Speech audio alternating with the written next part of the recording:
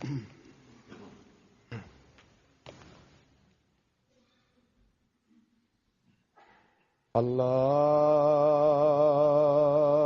أكبر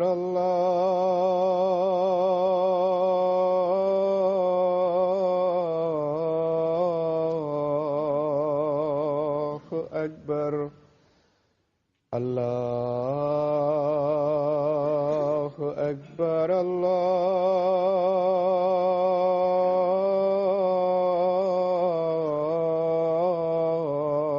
الله أكبر.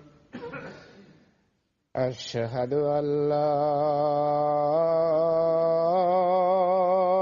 إله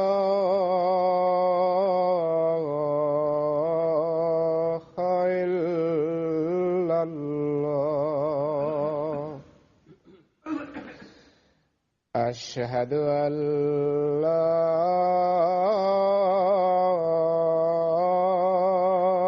إله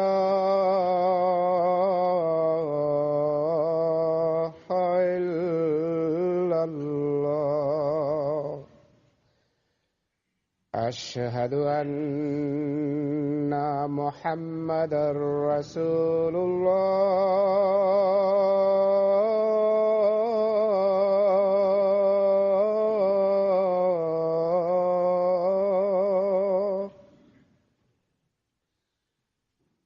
أشهد أن محمدا رسول الله. حي على الصلاة.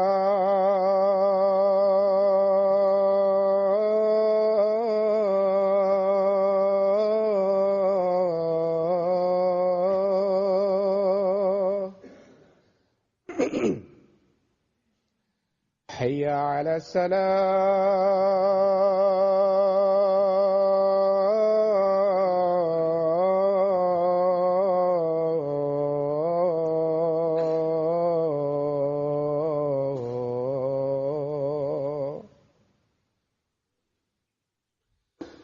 حي على الفلاح.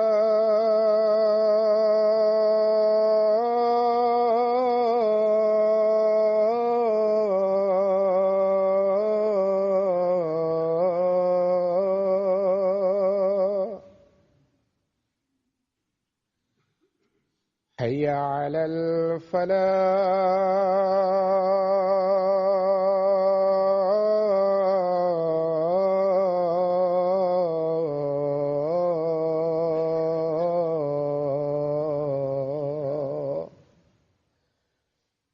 الله أكبر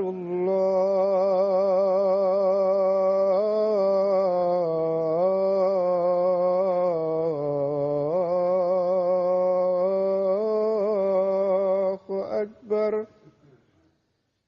لا إله إلا الله.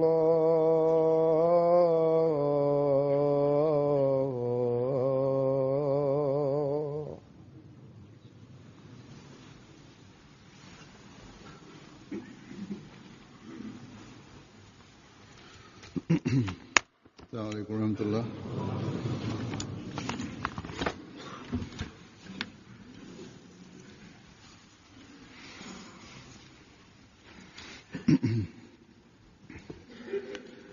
أشهد أن لا إله إلا الله وحده لا شريك له وأشهد أن محمدا عبده ورسوله. أما بعد فأعوذ بالله من الشيطان الرجيم. بسم الله الرحمن الرحيم. الحمد لله رب العالمين. الرحمن الرحيم.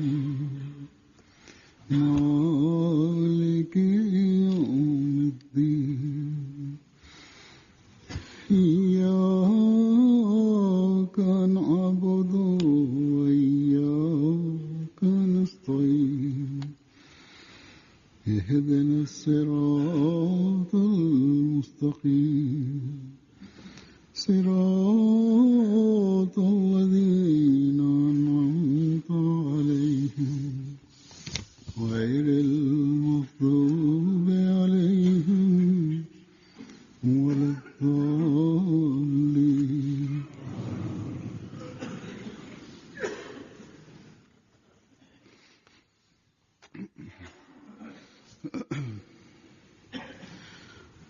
मसीह मौऊद अलैहिस्सलाम एक जगह फरमाते हैं कि हर शख्स को चाहिए Mesiu premtu alayhis salam në libër të tij thot: çdo njeri duhet të ketë frikë ndaj Zotit të Madhërisëm, sepse frika ndaj Zotit e bën njeriu trashëgimtar të shumë veprave të mira. E vërteta është që i mirë dhe i pastër është vetëm ai që del i tillë në sy të Zotit. Ka shumë njerëz që e mashtrojnë veten dhe kujtojnë se janë njerëz me takua, pra që i druhen Zotit. Por njeriu me takua të vërtet është vetëm ai i cili shkruhet si i tillë edhe në defterin e Zotit.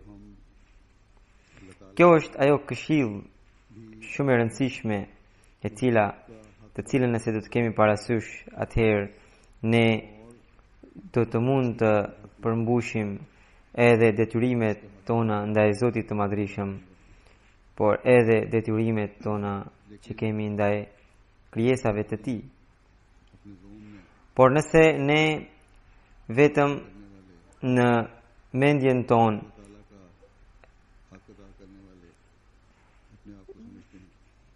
e quajmë veten sikur jemi adhurues të Zotit të Madhërisëm, por nuk e vrasim mendjen për këtë këshill dhe kemi mburje ose dukje në veprat tona, atëherë ne as nuk mund të përmbushim detyrimet ndaj Zotit e as detyrimet që kemi ndaj njerëzve të tjerë. Dhe në këtë mënyrë adhurimet tona nuk do të jenë të duhura as në sytë e Zotit. Ne nuk do të jemi ndër ata që do të fitojnë pëlqimin e Allahut. Dhe nuk mund të fitojmë, nuk mund të arrijmë synimin e krijimit ton. Sot do të paraqes një hadith, është një transmetim i gjatë në të cilin Profeti Muhammed sallallahu alaihi wasallam kishte dhënë këshill Muazit. I dërguari i Allahut sallallahu alaihi wasallam një ditë i tha Hazrat Muazit: "Ya Muaz, inni muhaddithuka bi hadithin in anta hafiztahu nafa'aka." O Muaz, unë do të tregoj diçka të cilën nëse do ta mbash mend, ajo do të sjell dobi. Përndryshe, pra nëse do ta harrosh, atëherë nuk mund të gjesh bekimin e Allahut. Nëse do ta harrosh, nuk do të kesh asnjë argument për të qetësuar zemrën tënde për sa i përket gjetjes së shpëtimit. Profeti sallallahu alaihi wasallam tha: "O Muaz, Allahu i lartësuar para se të krijoje qiejt dhe tokën ka caktuar 7 engjëj roje në 7 qiell." Do me thënë, në çdo qiell ka lënë një engjëll. Pra për çdo lartësim shpirtëror, profeti Allahu i Madhërisëm ka caktuar nga një engjëll. Dhe çdo engjëll duke lënë në një qiell ka porositur që ai të kalojë vetëm vepra, ai të lejojë të kalojë vetëm veprat e atij njeriu, të cilët i cili është i denjë për të kaluar nga ai qiell. Profeti Muhammed sallallahu alaihi wasallam thot që engjëjt që shkruajnë veprat e njeriut e mbartin veprat e tij përmes këtyre qiejve. Edhe një herë kur ata morën veprat e një njeriu për të cilin kishin menduar që ai njeri kishte bërë vepra të shkëlqyeshme, por kur arritën në derën e qiellit të parë, engjëlli i atij qielli i ndaloi dhe i tha se veprat e këtij njeriu nuk janë të denjë të kalohen nga qielli im. Prandaj përplasjani në surrat veprat e atij njeriu. Kthehuni dhe përplasjani në surrat. Ai engjëll thot që Zoti më ka urdhëruar që unë nuk duhet të lejoj të kaloj veprat e atij robi që përgojon. Edhe ky rob veprat e të cilit keni sjell këtu gjithmonë përgojonte. Edhe prandaj unë jam i detyruar që mos t'ju lejoj ti merrni veprat e tij lart. Profeti sallallahu alaihi wasallam thot, disa engjëj të tjerë kishin marrë veprat e një njeriu tjetër, për të cilin kishin menduar se ai kishte bërë vepra të shkëlqyeshme. Dhe ai rob ato vepra bënte me shumicë, dhe nga që nuk kishin asnjë grim përgojimi, ata engjë kur i mbartnin veprat e tij kaluan përmes qiellit të parë, por kur mbritën në qiellin e dytë, engjëlli i atij qielli i ndaloi dhe u tha, kthehuni dhe përplasjani në surrat veprat atij njeriu, veprat e të cilit keni sjell këtu, sepse ai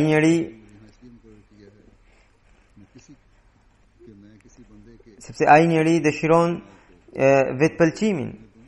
Në çdo shoqëri, në çdo mbledhje, ai përmend të mirat e tij.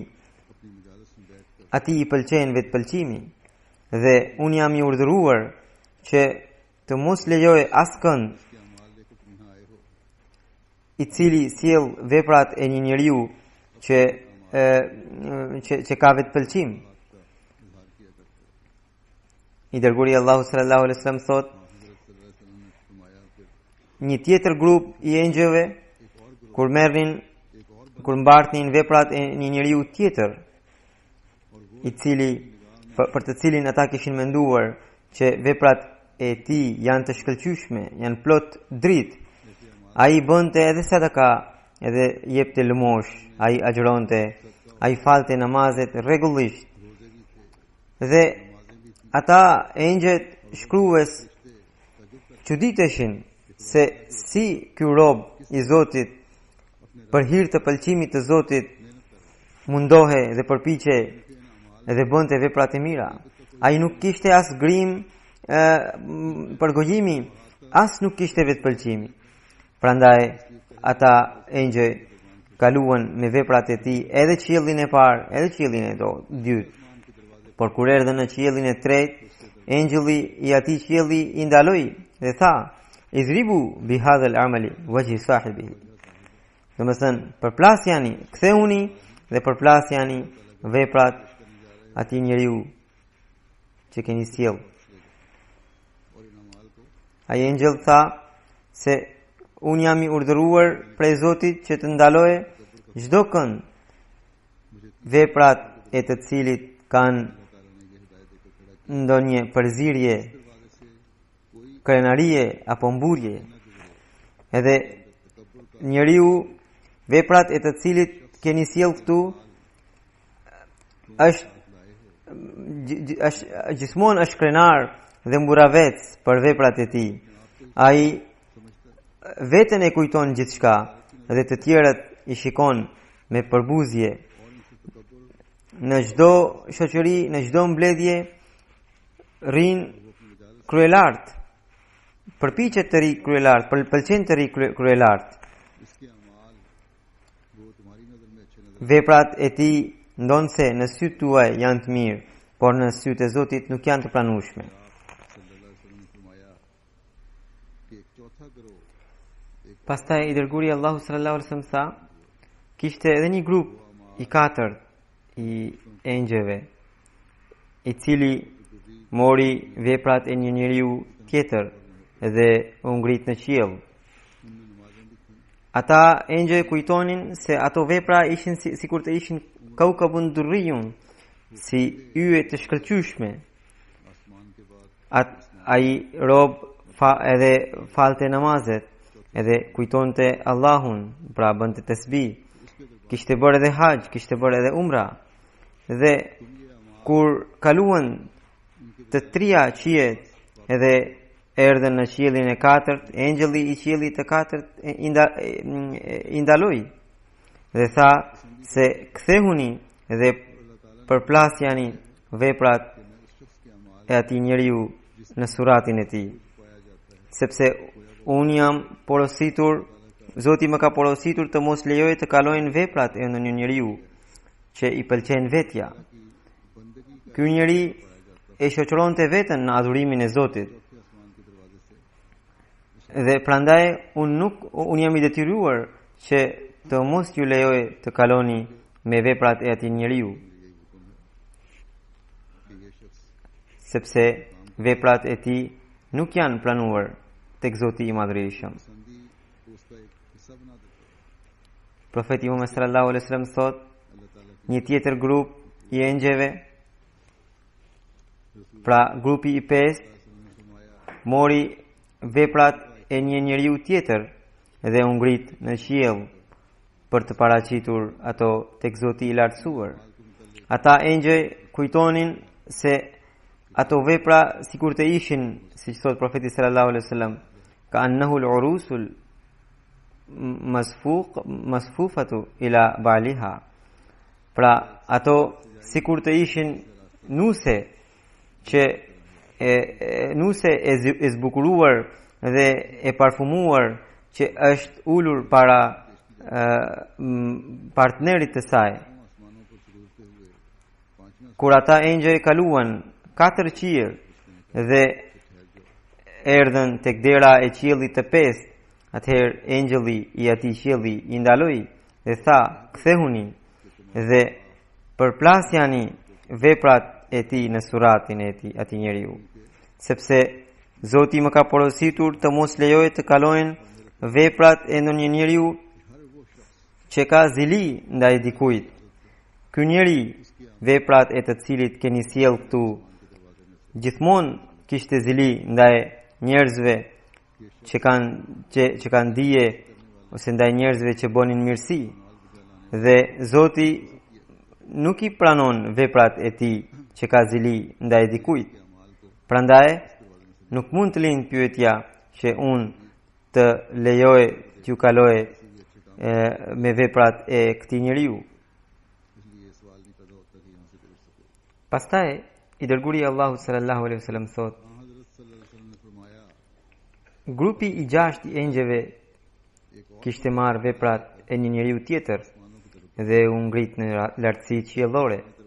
Ata kaluan 5 qiejt e parë dhe arritën në qiellin e 6.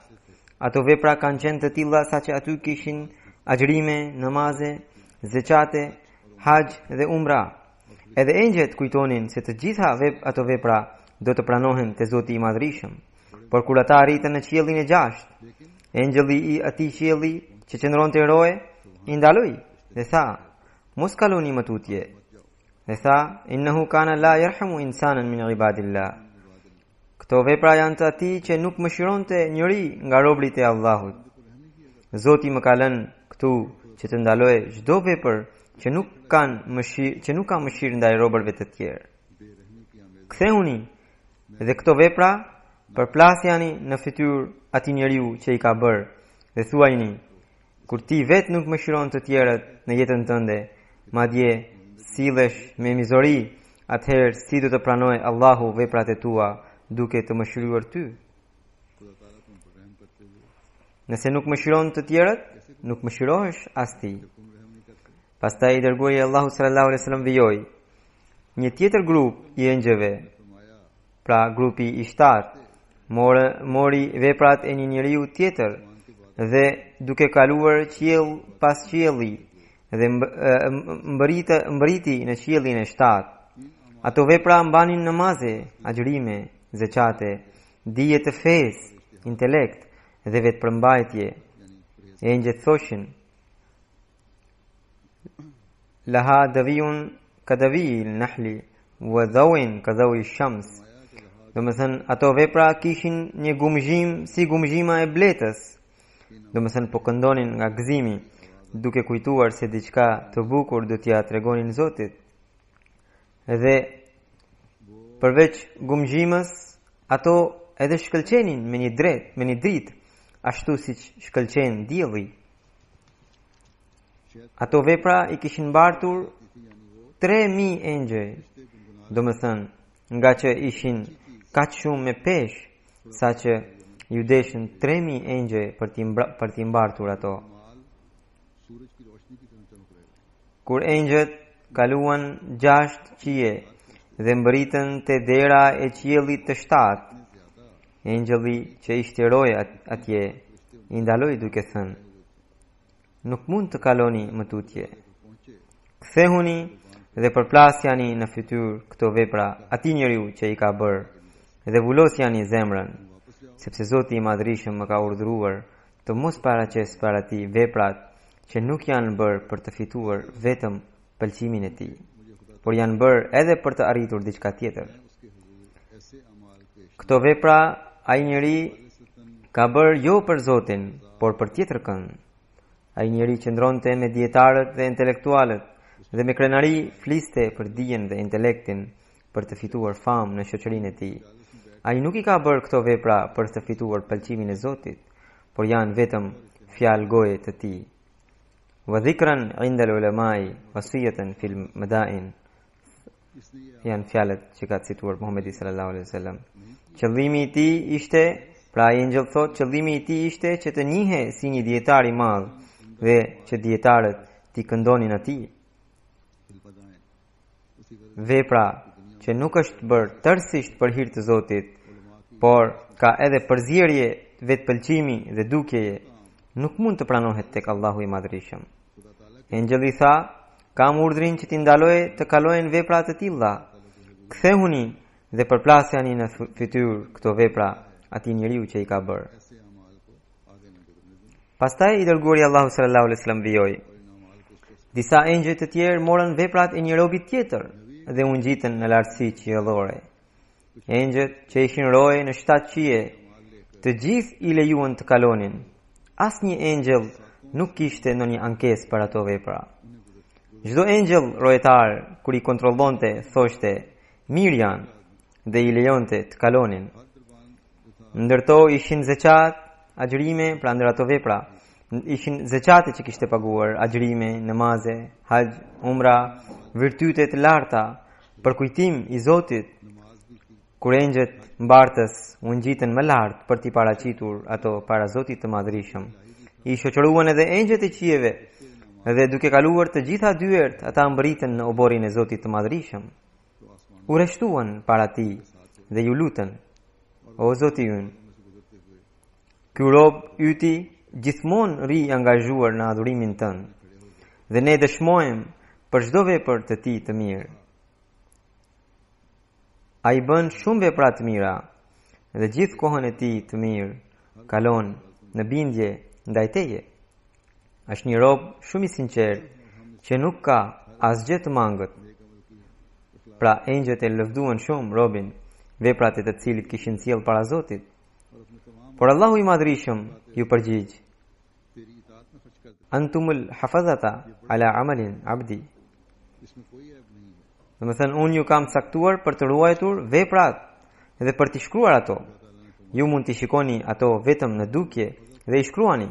Pastaj Zoti ju tha: Ana raqibu ala qalb, ndërsa unë jam ai që vëzhgoj zemrën e robit tim. Duke bërë këto vepra, ky rob nuk e kishte parasysh pëlqimin tim, por njeti dhe synimi i tij ishte diçka tjetër. Ai dëshironte të kënaqte tjetër kënd e jo mua. Fa alayhi lanati.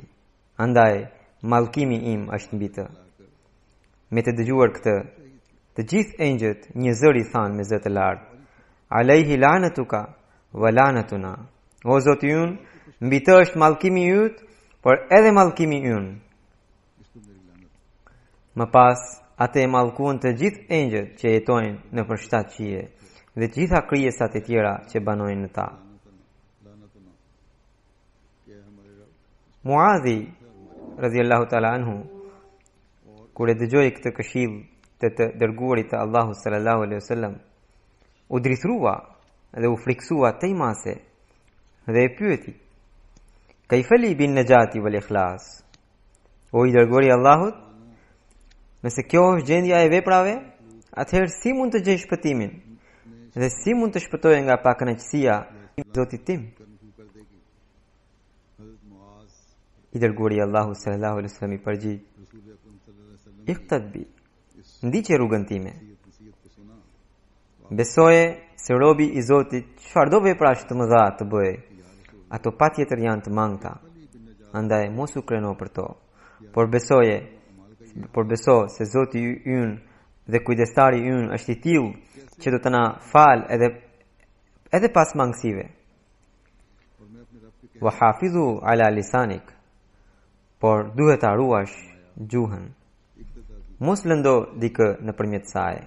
Mos nxjerr fjalë të këqija. Wala tuzakki nafsaka alejhim. Mos e konsidero veten më të pastër se të tjerët dhe mos e deklaro pastërtinë tënde. Wala tadkhul amal ad-dunya bi amal al-akhirah. Veprat që ti do të bësh për të fituar pëlqimin e Allahut dhe fitimet e botës tjetër, mos i përzije me synimet e kësaj bote. Wala tumazziqin nasa fayumazziquka kilabin nar. Mos krijo përçarje të njerëzit, për ndryshe edhe ty do të shqyen qend e xhenemit ditën e gjykimit. Wala tara bi amalika nas. Mos i trego botës veprat e tua për dukje. Nëse do të ndjekësh këto porosi, atëherë edhe bekimi i Allahut të Madhërisëm do të jetë me ty.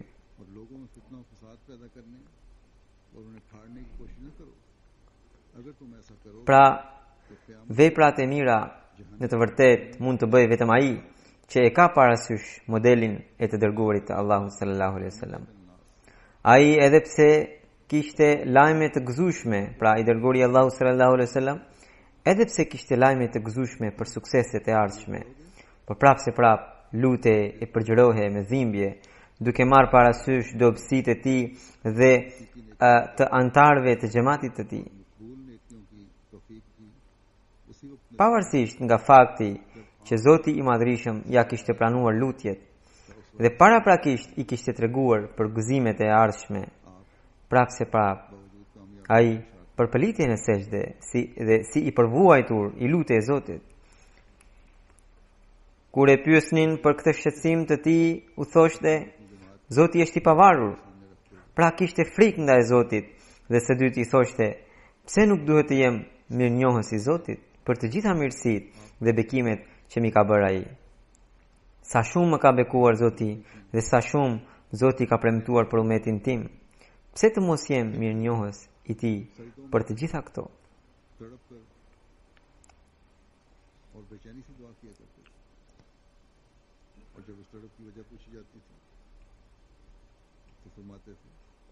Pra, ky është modeli i profetit Muhammed sallallahu alaihi wasallam, të cilin ai na ka treguar.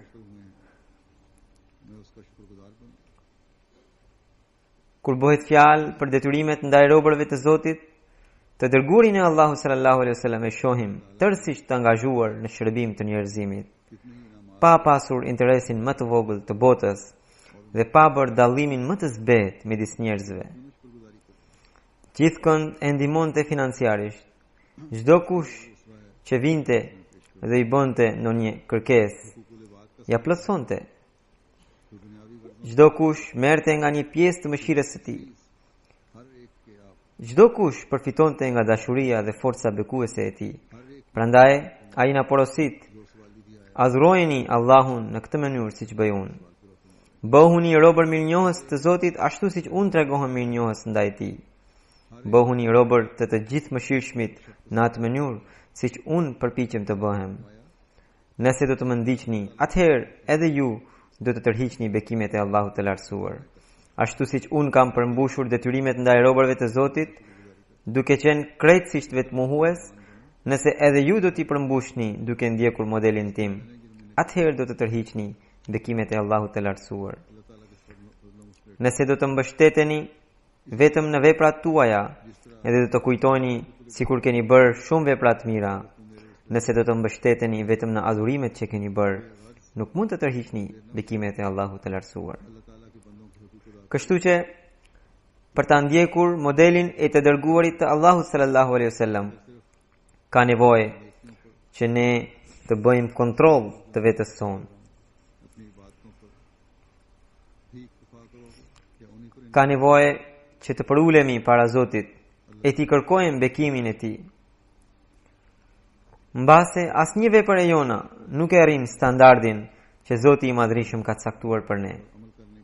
Prandaj duhet të lutemi që Zoti i Madhreshëm vetë t'i bëjë veprat tona që të jenë sipas pëlqimit të tij.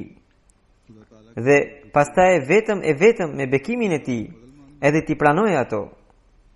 Veprat tona të mos jenë të tilla, të cilat duke qenë të përziera me synimet e kësaj bote, do të përplasen në fytyrat tona. Duhet të lutemi që ne të gëzojmë xhenetin edhe në këtë botë, duke shndruar veprat tona sipas pëlqimit të Allahut, të arrijmë të tërheqim bekimin e Allahut dhe po ashtu të trashëgojmë xhenetin edhe në botën e ardhshme. Allahu i Madhreshëm vetëm duke na mëshiruar të na i pranojë këto lutje. Pas namazit të gjumas do të udhëheq disa xhenaze. Njëri prej tyre është një dëshmori, të tjerët kanë ndruar jetë. Dëshmori është i nderuar Ejaz Ahmed Kiani Saheb, i biri i Bashir Ahmed Kiani Saheb, i Aurangi Townit të Karachiut. Ai ka rënë dëshmor me 18 shtator. Inna lillahi wa inna ilaihi rajiun, ne jemi të Zotit, tek ai do kthehemi. Kur dy të panjohur erdhën dhe e qelluan me armë zjarri. Sipas dëshmitarëve, me 18 shtator, në mëngjes të 18 shtatorit të këtij viti, ai në orën 7 të mëngjesit me motorin e tij po shkonte drejt për punë dhe gjatë rrugës një vend ku ishte pak i ngritur pra asfalti dhe ai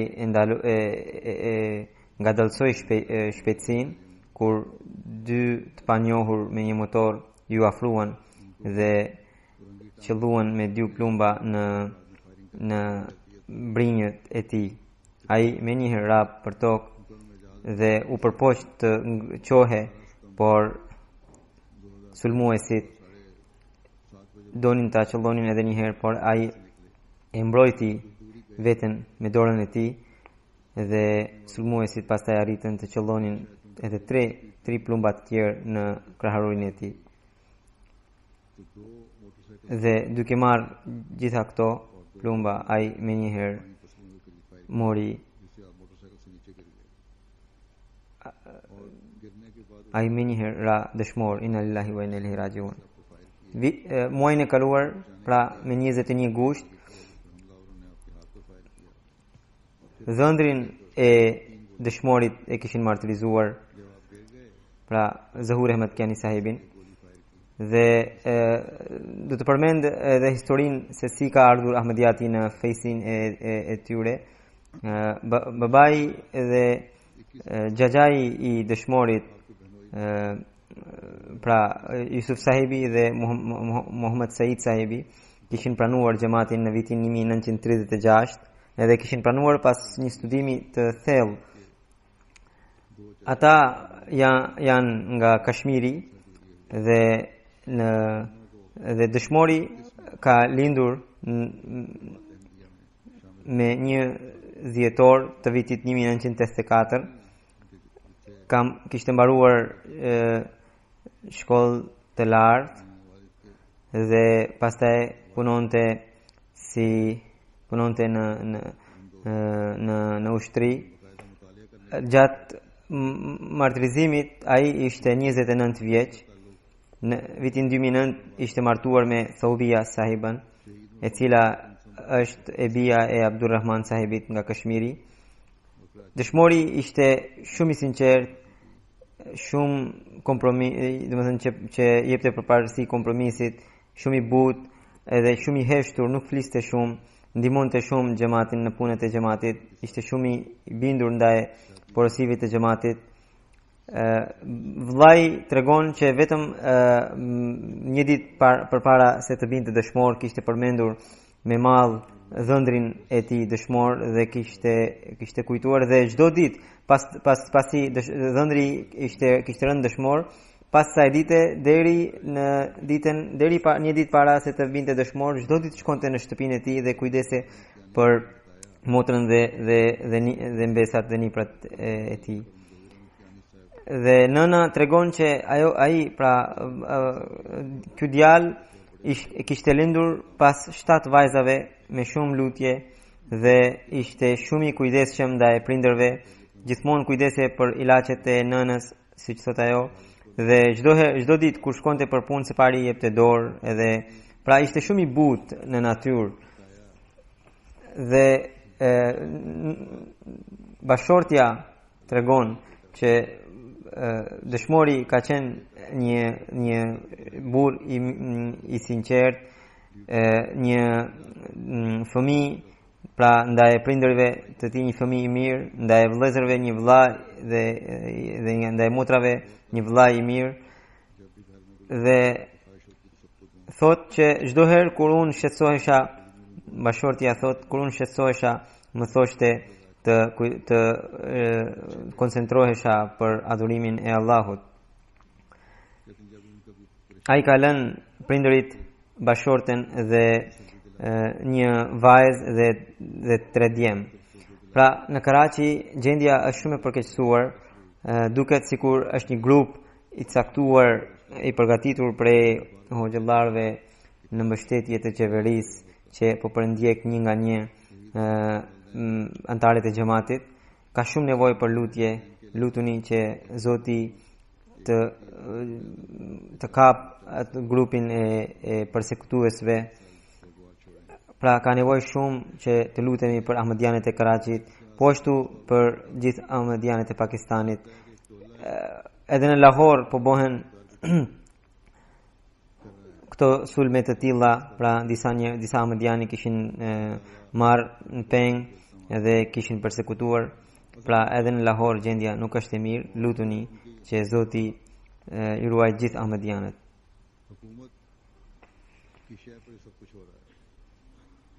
Gjenazja e dytë është Abdul Momin Saheb Derveshit, të birit të Alladita Sahebit, I cili ishte një dervesh nga Kadiani që ka ndruar jetë me 11 shtator 2013 pas një smundje të vogël në moshën 97 vjeçare. Inna lillahi wa inna ilaihi rajiun. Ai lindi në vitin 1916 dhe u rrit në Faisalabad të Pakistanit, aty u shkollua. Në vitin 1945 kishte ardhur në Kadian për të marrë arsimin fetar. Ishte martuar një herë, por pas ndarjes së Indisë dhe Pakistanit, ajo martesë nuk pati sukses edhe nuk pati pastaj as fëmijë. Pastaj martesën e dytë ai ka pasur me Amatullah Fahmida sahiba që vjen nga Orisa të Indis, e cila gjithashtu është një mbes e një sahabit të Mesihut Premtuar Islam. Me të ai Indjeri ka 8 fëmijë, 5 djem dhe 3 vajza. Të gjithë 5 djem janë në shërbim të xhamatit, alhamdulillah. Indjeri ka qenë shumë i thjesht, jetonte me shumë pak, shërbente në një zyrë të xhamatit për pra ata vizitorët që vinin tregonte Kadianin. Ai ka punuar edhe si misionar në Përkatunde të Punjabit, edhe kishte diplomuar edhe për letërsinë urdu. Ishte shumë njëri besnik, edhe pse në ditët e fundit ishte shumë i dobësuar, por prap namazin falte në këmbë, recitonte Kur'anin vazhdimisht dhe ishte gjithashtu edhe kishte bërë vasiat. Gjenazja e tretë është Sheikh Rahmatullah sahibit, i cili pas një sëmundje të vogël më 12 shtator në moshën 94 vjeçare ndroi jetë, në lillahi wa inna ilaihi rajiun. Ai në vitin 1943 në moshën 24 vjeçare kishte pranuar xhamatin, kishte bërë bejtin. Në fillim punonte si në punës në ambasadën amerikane në New Delhi, pra në Delhi, dhe pastaj kishte punuar për një kohë të gjatë edhe në Lahore. Pra u transferua në Lahore, edhe atje në farmacinë e Chaudhry Shanova sahibit punonte si ndihmës, nga që nuk kishte ndonjë shtëpi tjetër, aty flinte pra në zyrë, dhe me ndihmën e Shanova sahibit pastaj filloi biznesin e tij. Edhe Zoti pastaj e ka bekuar shumë, ka begatuar shumë. Ai nuk ishte arsimuar shumë, ai kishte mbaruar vetëm shkollën fillore, por nga kultura që kishte marrë, duke sikur të ishte shumë i arsimuar. Në vitin 1950 ishte caktuar dhe naib zëvendës amiri i Karachit, i qytetit Karachi. Pastaj në vitet 53, kur gjërat ishin përkeqësuar, kalifi i dytë i Mesihut Premtuar Islam i kishte caktuar përkohësisht edhe amir të Karachit, të xhamatit të Karachit.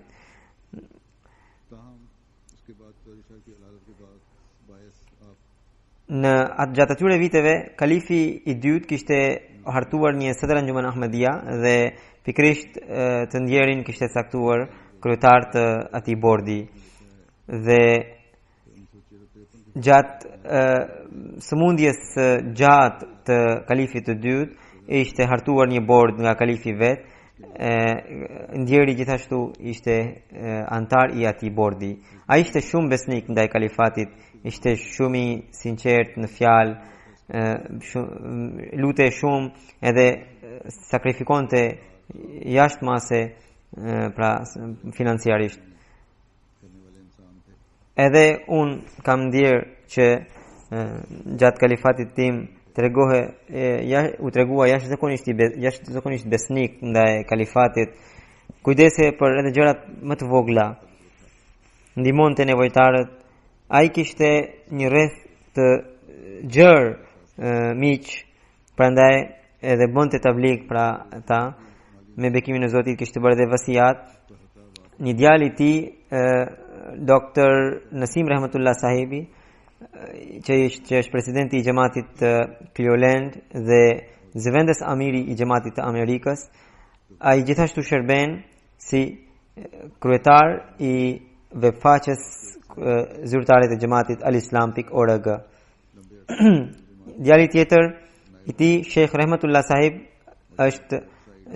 sahibi është zëvendës amiri i qytetit Faisalabad pra të xhamatit.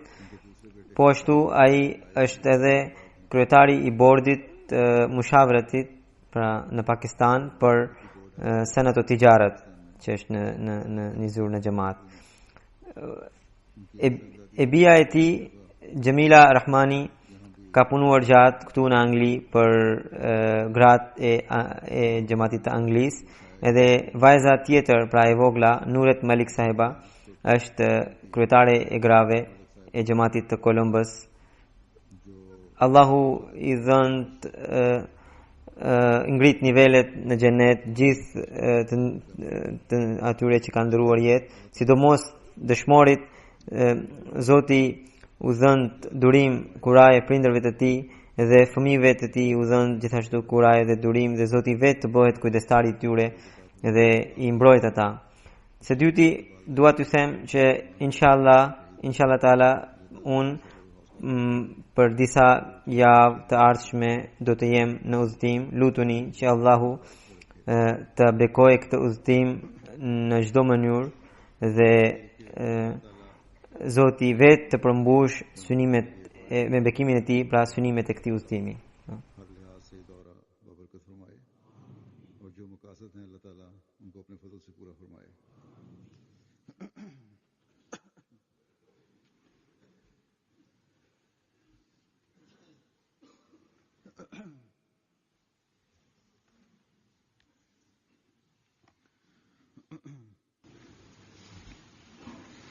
Alhamdulillah nahmaduhu wa nasta'inuhu wa nastaghfiruhu wa nu'minu bihi wa natawakkalu alayhi wa na'udhu billahi min shururi anfusina wa min sayyiati a'malina. من يهده الله فلا مضل له ومن يضلل فلا هادي له ونشهد أن لا إله إلا الله ونشهد أن محمدا عبده ورسوله. عباد الله رحمكم الله إن الله يأمر بالعدل والإحسان وإيتاء ذي القربى وينهى عن الفحشاء والمنكر والبغي يعظكم لعلكم تذكرون. اذكروا الله يذكركم وادعوه يستجب لكم ولذكر الله